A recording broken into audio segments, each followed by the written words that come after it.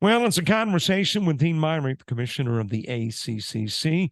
Commissioner, how are you? I'm good, Robert. How are you? I am doing good. Boy, this is a change year for the ACCC. I mean, a lot of changes going on. You've added programs, you've got multiple divisions. So, has it been different for you as a commissioner going into 23-24 as compared to any of the other prior years based on these changes? It really hasn't. As I think you and I discussed earlier, if you did not know ahead of time that we had Division One and Two, you would never know it. Um, the only really way you would know it is if you looked, say, on our website and saw a Division One set of standings, a Division Two set of standings, and maybe once we get to postseason. But it's been smooth. It's going to be positive. And I think the biggest positive for us is being shown right now with Wallace State at the National Volleyball Tournament. They're going to sweep their first round match at that national tournament. And no disrespect to them at all. We were just at a disadvantage at the Division One level, whether it was internationals, room and board, so on and so forth. So, that my mindset early on when we were discussing this is regular season and postseason, you're not going to tell a difference until you get to the national tournament, and that's playing out as we know it. Right now with volleyball. Uh, we saw a little bit of it with cross country the last couple of years at Division Two, being able to finish a top five in the country versus maybe a top 30 at the Division One level. So that's playing out very very well right now, and we're starting to get in the thick of basketball, and we'll see a little bit of difference there. And it'll get a little bit busy. We'll have two separate tournaments, a Division Two, a Division One, and but really, other than that, that's it. We'll have two teams being able to go to postseason, which will give more student athletes and schools and coaches and community the opportunity to experience a national tournament, which is always a good thing. Correct me if I'm wrong, but technically all junior colleges in Alabama could be D2 based on the fact that none provide housing for their athletes, which is what makes you D1 status. Is that That correct? is that is correct. In the past, our schools did not have an option of declaring Division Two, but we were able to have great discussion with our presidents, outline the positives. To be honest, there really weren't any negatives. Our scholarship structure did not change one bit. Um, so the our schools were able to transition very, very easily. Our biggest thing that we had to discuss was how are we going to schedule? Is it going to be a state schedule? Or are we still staying north south? So on and so forth. So, once we figured all that out, I mean, we're ready to go, and it's going to be a smooth transition for us all. And I'm assuming it was to the discretion of the schools as to whether they would be D1 or D2. It's completely up to them. I mean, it's not a division by college, so you may have, we have like all cross country is D2. All of volleyball went D2 by a sport, but we had a mixture of baseball, softball, and the basketballs. We did not have this happen yet. We initially did, but a school changed their direction on this. But you could even have men's basketball at one, women at two, or vice versa. So, it's completely up to their discretion. I kept the schools informed of who was doing what, how many teams we were looking at having, and ultimately it ended up about a 50-50 split of D1 and D2, which is a good mix. Did you need a certain number of teams participating in each division to make, let's say, the postseason tournaments happen? We Yes and no. Um, we talked about, what we didn't want is to have, and I'm just making up numbers, 15 men's basketball teams at D1 and 3 at D2. I mean, that's kind of going to defeat the purpose of what we were trying to do. But and there were preliminary discussions with our ADs and coaches. It kind of had a good idea of who was going to do what. So no, there was no minimum. Now we will see possibly in women's golf.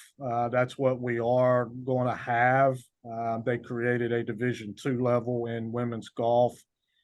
So really all of our schools except for one went Division II, one stayed Division I. And really that Division I school will still compete with us during the regular season. It just depends on where they may go for postseason. But so yes and no, we never really ran into that situation, Robert, to where we had very little schools. Now women's basketball, we started off that way because we don't have as many women's teams as men's, but that ended up working itself out.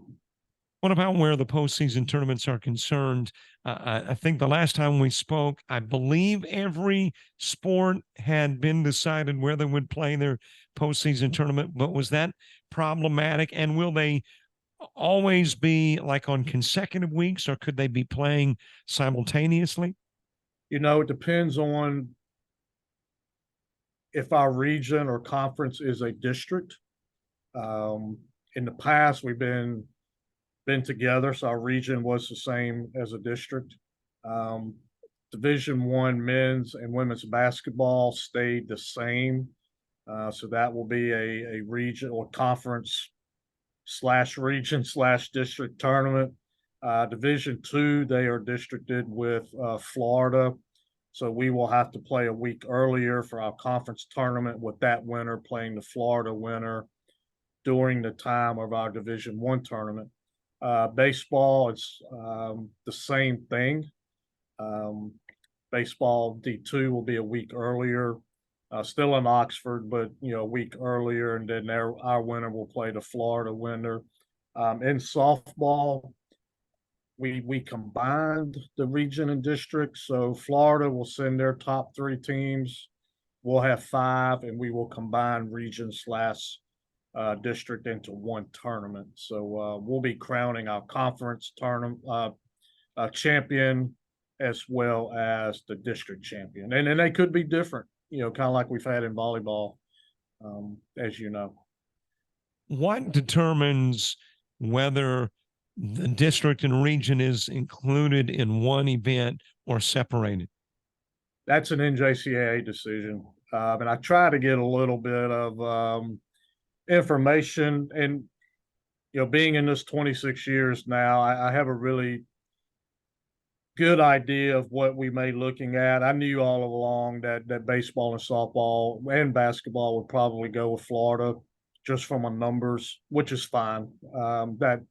That worked out well, and Florida and myself are really good relationships and able to work that out pretty easily. So yeah, that's an NJCAA decision. But I try to let our schools know, hey, if you go here, this is kind of what we're going to be looking at, and if you go D1, this is what we may be looking at. So most of Division II, now volleyball, we were in with Mississippi. Division II men and women's basketball with Florida. Same with D2 baseball and softball with Florida. Division I baseball, we are in with Region 23, which will be Louisiana. So they will send their top 2 teams to join our top 6 for an 8-team combination region / district tournament. Softball was fortunate enough to still keep their automatic, so that'll just be one tournament. Winner goes to the national tournament. Golf and tennis, they stayed exactly the same, so no changes in that.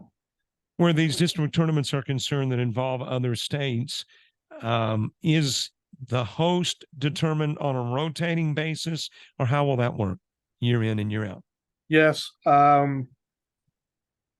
with Florida, I get with the Florida commissioner, and we talk about, if the numbers are comparable, that's easy, because we're looking at 4 years, so they'll host twice, we'll host twice.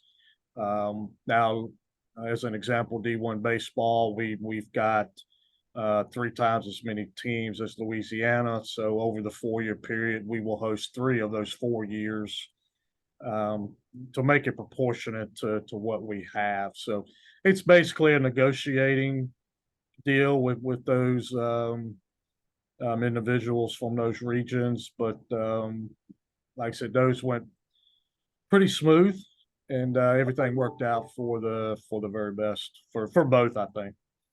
We are putting this interview on YouTube, but it also airs at halftime of basketball games, which is only 15 minutes. So I've got about 60 seconds, but I definitely want to ask about the addition of teams, especially in basketball, because interestingly, Reed State, from probably one of the smaller communities in Alabama that has a junior college, has had an exciting start to the basketball program. So you've got to be pleased. It was I was fortunate enough to go to their first game in Evergreen. Get a little Connect a Dog pregame meal there at the gift shop there. So that's always good. But it was a standing room only crowd, great crowd, involved crowd. It was a great game between Reed and Coastal South and Bay Minette. It was just a really good way to kick off the 23-24 season. And, like I said earlier, if that game is any indication of what our season's going to look like, it's going to be a really good year for us. So, we have a lot of teams that have gotten off to a good start, and we'll go down to Coastal North tonight and see them and Indian Hills play. And for us to get a caliber team like an Indian Hills to come to Alabama, that says a lot too. So we'll be there, cheering on Coach Taylor and Coastal North here tonight, and the women at Pearl River too. That's right. Got Pearl River ranked, I think it is 13, taking on Coastal North, and Indian Hills ranked 7, taking on Coastal North tonight. Dean Myrick, Commissioner of the ACCC, I feel certain we will talk again. Thanks so much for the conversation. Sounds good, Robert. Thank you.